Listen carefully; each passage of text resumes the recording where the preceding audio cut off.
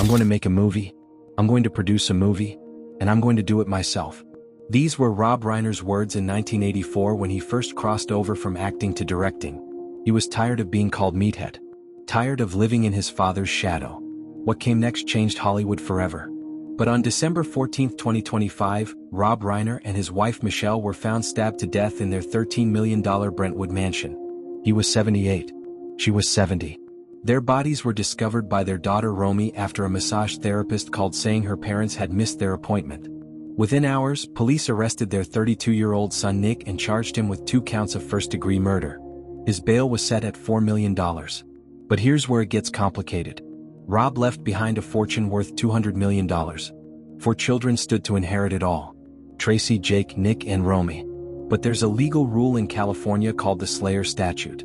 If you kill someone, you can't inherit from them. That means Nick, if convicted, gets nothing. The other 3 split everything. And the numbers are staggering. Real estate worth over $30 million. Royalties from films that made nearly $1 billion at the box office. Plus ongoing income from Castle Rock Entertainment, the company that produced Seinfeld and made billions in syndication. Rob's estate wasn't just big, it was generational wealth. But the way he built it and the tragedy that ended it tells a story nobody saw coming. Rob Reiner was born on March 6, 1947 in the Bronx, New York. His father, Carl Reiner, was already a comedy legend. His mother, Estelle, was a singer and actress with the steadiest hand anyone had ever seen. She could draw a perfectly straight line without a ruler. During World War II, while Carl was overseas in the army, Estelle became the first woman employed as an isometric draftsman at Sperry Rand, creating blueprints for submarines and airplanes. She was brilliant. She was groundbreaking. And Rob grew up watching both parents excel in industries that didn't make it easy. From the very beginning, Rob's life was intertwined with Hollywood royalty. His parents met at an adult summer camp in the Catskills in 1942. She was 28. He was 20. People told them it wouldn't work. They were married for 65 years. When Rob was 13, the family moved to Los Angeles because of Carl's work in Hollywood. They settled into a house on Bonnie Meadow Lane in New Rochelle, the same address used for the Petrie family home on the Dick Van Dyke Show, which Carl created. Rob's childhood wasn't just influenced by Hollywood. It was Hollywood. He attended Beverly Hills High School alongside future stars like Richard Dreyfuss, Bonnie Franklin, and Albert Brooks. But despite growing up in the industry, Rob felt the weight of his father's success crushing him. Carl was a titan. Rob was just the son. He wasn't sure if people saw him or just saw Carl's kid. That insecurity fueled him. It made him hungry. But it also made him reckless. Rob started acting early. Small roles on Batman and the Beverly Hillbillies. Nothing that mattered. But in 1971, everything changed. Norman Lear cast him as Mike Meathead Stivic on All in the Family. The role made him famous. Mike was the liberal son-in-law to Archie Bunker, the lovable bigot played by Carroll O'Connor. Every episode was a cultural war played out in a living room. Archie spewed old-school prejudice. Mike fired back with counterculture idealism. America couldn't look away. Rob won 2 Emmy Awards for the role. He was making good money, getting recognized everywhere, and proving he could hold his own opposite one of the greatest TV actors of all time. But inside he was miserable. People didn't see Rob Reiner. They saw Meathead. He wanted more. He wanted control. He wanted respect. Behind the scenes, Rob was already thinking about directing. He studied films obsessively. He watched music documentaries and dissected how directors used camera angles and pacing to manipulate emotion. He didn't just want to be in front of the camera anymore. He wanted to be the one calling the shots. But Hollywood didn't take TV actors seriously as directors. Not yet. So Rob kept acting, kept collecting paychecks, and kept planning his escape. By the time All in the Family ended in 1979, Rob was ready. He had learned everything he could from Lear about storytelling, pacing, and how to handle sensitive material without losing the audience. Now it was time to prove himself. In 1984, Rob released This Is Spinal Tap. It was a mockumentary about a failing rock band, shot like a real documentary but completely fictional. Rob directed it and played the documentarian interviewing the band. It was risky. It was weird. And it became a cult classic. The budget was tiny, but the film made money and critics loved it. More importantly, it proved Rob could direct. He wasn't just Meathead anymore. He was a filmmaker. And he was just getting started. The following year, he directed The Sure Thing, a romantic comedy that earned $18 million on a $4.5 million budget. Then came Stand By Me in 1986. Based on a Stephen King novella, the film told the story of 4 boys searching for a dead body in the woods. It was emotional, nostalgic, and beautifully shot. It made $52 million and received critical acclaim. Rob was on a roll. In 1987, he co-founded Castle Rock Entertainment with Martin Schaefer, Andrew Skaneman, Glenn Padnick, and Alan Horn. The company was named after the fictional town in Stand By Me. Castle Rock became a powerhouse. It produced The Shawshank Redemption, one of the most beloved films of all time. But the real money came from television. Castle Rock syndicated Seinfeld, and that deal brought in billions. Rob wasn't just a successful director anymore. He was a mogul. He was building wealth on a scale most filmmakers never reach. And he was doing it by betting on stories other people passed on. Then came 1987 again with The Princess Bride. The film was a fairy tale adventure with sword fights, romance, and one of the most quotable scripts ever written. It cost $16 million to make and earned $30 million domestically, but it became a cultural phenomenon over the years. Rob had a knack for making films that aged like fine wine. They didn't always dominate the box office opening weekend, but they stuck around.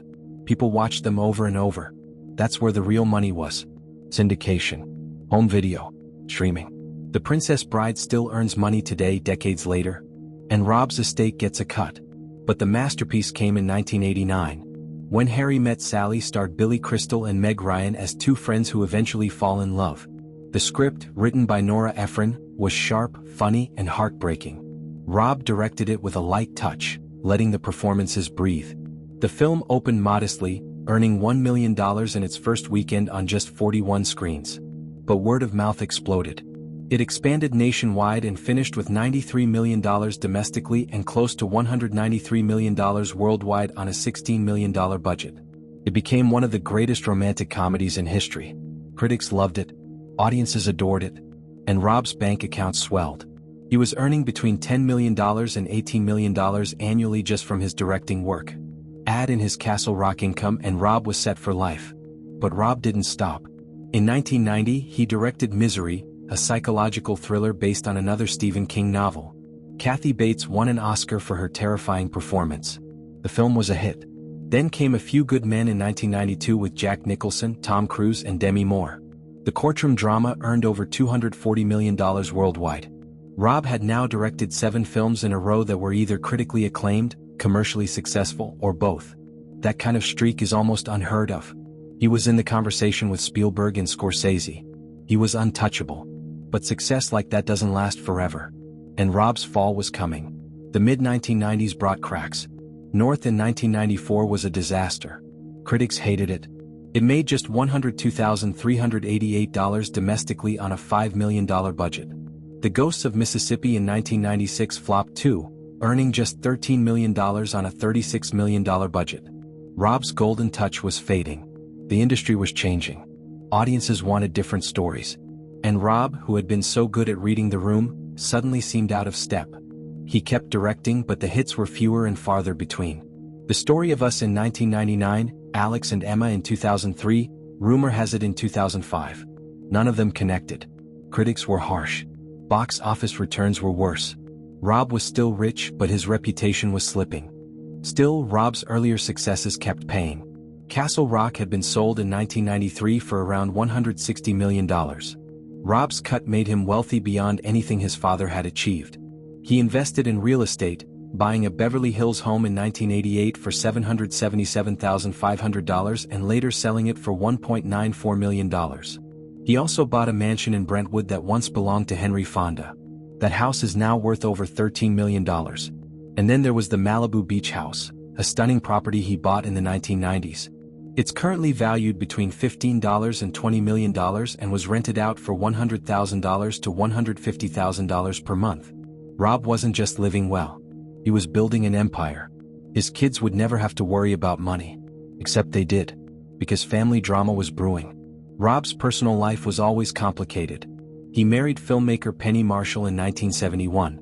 She already had a daughter, Tracy, from a previous relationship. Rob adopted her.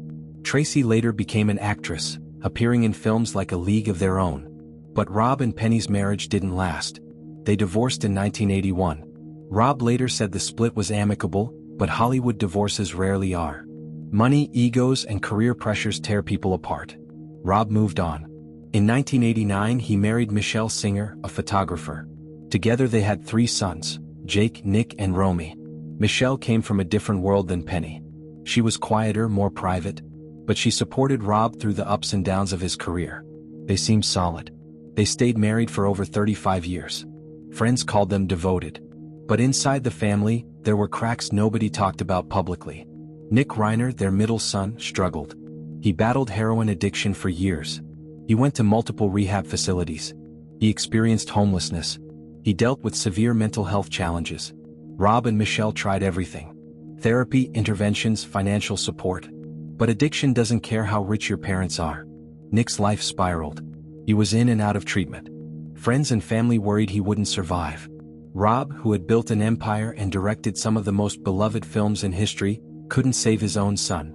That helplessness ate at him. He kept it private. The public only saw the successful director and his beautiful family. They didn't see the late-night hospital visits or the desperate phone calls. Hollywood has always been good at hiding pain behind perfect smiles. Rob also had another child most people didn't know about. In 1980, before marrying Michelle, Rob had a brief relationship with a woman named Georgianne Crew. She got pregnant. A son named Eric Jude Crew was born. At first, Rob denied he was the father. But a court-ordered blood test in 1981 proved otherwise. Rob was ordered to pay $400 a month in child support. Reports suggest he stopped paying after a while. When Rob wrote his will, he claimed paternity was disputed and left Eric out completely. After Rob's death, Eric's mother fought for his share of the estate. But the courts upheld the will. Eric got nothing. That decision was brutal. A son excluded from his father's fortune because Rob chose not to acknowledge him is the kind of wound that never heals. By the 2000s, Rob's directing career had slowed considerably. He still worked, but the films weren't connecting. The Bucket List in 2007 was his last real commercial success, earning $175 million worldwide thanks to Jack Nicholson and Morgan Freeman. After that, Rob focused more on activism and production. He campaigned in California against tobacco use and led the charge for Proposition 10 in 1998, which taxed tobacco products to fund early childhood programs. He became chairman of the first 5 California Children and Families Commission in 1999. But in 2006, he resigned amid accusations that the commission used tax money to boost his campaign for Proposition 82, which would have raised income taxes on wealthy Californians to pay for preschool. An audit later cleared him of violating state law, but the damage was done. Rob's reputation took another hit. Rob was also an outspoken liberal. He railed against President Trump for years, using his platform to criticize policies and actions he disagreed with. Some loved him for it. Others hated him. But Rob didn't care. He believed in using his voice for causes he cared about. That courage, or stubbornness depending on who you asked, defined his later years. He wasn't chasing box office hits anymore. He was chasing legacy. He wanted to be remembered as someone who stood for something. In 2024, Rob directed Spinal Tap 2, The End Continues, a sequel to the film that launched his directing career 40 years earlier. It was a full-circle moment. The movie didn't break records, but it reminded people why they loved Rob in the first place. He was a storyteller. And even at 78 he still had something to say. Then came December 14, 2025. Rob and Michelle were at their Brentwood home. It was a Sunday afternoon. Their massage therapist arrived for an appointment, but Rob and Michelle didn't answer the door. The therapist called their daughter Romy and told her something was wrong. Romy drove to the house with her roommate. She wasn't even aware her mother was home. When she got there, she found her parents dead. Both had been stabbed. Sharp force injuries. The Los Angeles Fire Department was called at 3:38 p.m. By the time paramedics arrived, there was nothing they could do. Rob and Michelle were gone. The crime scene was horrific. Blood everywhere. A knife used as the weapon. Police immediately started investigating. Hours later, around 9:15 p.m., police tracked down Nick Reiner in Exposition Park near the University of Southern California. They arrested him on suspicion of murder. By the next morning he was booked into jail. Bail was set at $4 million. On December 16th, prosecutors filed 2 counts of first-degree murder with special circumstances against Nick. The special circumstance meant multiple murders were committed in the same incident. That made Nick eligible for life in prison without parole. The charges also included a special allegation that he used a deadly weapon, a knife. Los Angeles County District Attorney Nathan Hochman held a press conference and laid out the charges. The case was airtight. Nick was their prime suspect, and the evidence pointed directly at him. Nick was held at Twin Towers Jail and placed under suicide watch. He was considered a high risk. A law enforcement source told the press that Nick was under special supervision because of concerns he might harm himself. He was scheduled to appear in court on Tuesday morning, but his attorney Alan Jackson said Nick hadn't been medically cleared to be transported from the jail. The county's correctional health services confirmed he was undergoing standard jail health screening. The legal system was moving fast, but Nick's mental state was fragile. This wasn't just a murder case. It was a family annihilated. 2 parents dead. 1 son accused. 3 surviving children left to pick up the pieces. The Reiner family released a statement through a spokesperson. It is with profound sorrow that we announce the tragic passing of Michelle and Rob Reiner. We are heartbroken by this sudden loss, and we ask for privacy during this unbelievably difficult time. Hollywood was stunned. Directors, actors, and producers who had worked with Rob shared tributes. They called him a legend, a mentor, a giant. But behind the public mourning, lawyers were already circling. Rob's estate was worth $200 million. 4 children were named in his will: Tracy, Jake, Nick, and Romy. But Nick was now charged with murder. And California law is clear. If you kill someone, you can't inherit from them. That's the Slayer statute. It exists to prevent people from profiting from their own crimes. If Nick is convicted, his share of the estate goes to the other 3 children. That means Tracy, Jake, and Romy would split everything. The estate includes the $13 million Brentwood mansion where the murders took place. It also includes the $15 to $20 million Malibu beach house. Then there are the ongoing royalties from Rob's films: When Harry Met Sally, The Princess Bride, Stand By Me, A Few Good Men, and more. Those films have earned nearly $1 billion at the box office over the years. And they're still generating income through streaming, television syndication, and licensing deals. Rob also inherited wealth from his father Carl, who created The Dick Van Dyke Show. Carl died in 2020, and Rob received a portion of that estate. The money kept flowing. But the biggest asset is Castle Rock Entertainment. Rob co-founded the company in 1987. Even though it was sold in 1993 for around $160 million, Rob retained ownership stakes and ongoing royalty agreements. Castle Rock produced Seinfeld, which brought in billions in syndication. The company also made The Shawshank Redemption, which continues to earn money decades later through streaming and television airings. Rob's cut of those earnings was substantial, and it all flows to his estate now. That means his children stand to inherit not just a fortune, but a machine that prints money. As long as people keep watching Seinfeld and The Princess Bride, the Reiner estate keeps earning. Tracy Reiner, Rob's adopted daughter from his marriage to Penny Marshall, is already established. She's an actress with a solid career. Jake, Nick, and Romy, Rob's 3 children with Michelle, all pursued creative careers. Jake is a singer. Nick was an actor and writer. Romy is a performer. They grew up surrounded by wealth and privilege. Private schools, luxury homes, connections in Hollywood. But now their lives are shattered. Their parents are dead. Their brother is accused of killing them. And a fortune worth $200 million hangs in the balance. The legal battle ahead will be brutal.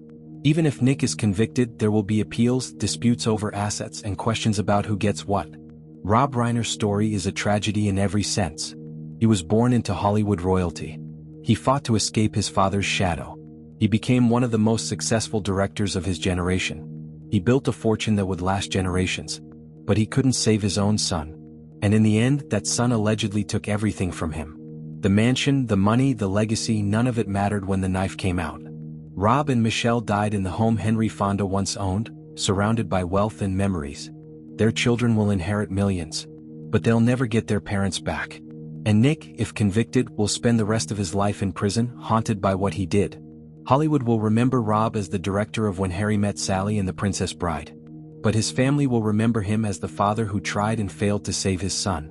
That's the real tragedy. Not the money. Not the mansion. But the family that fell apart despite having everything.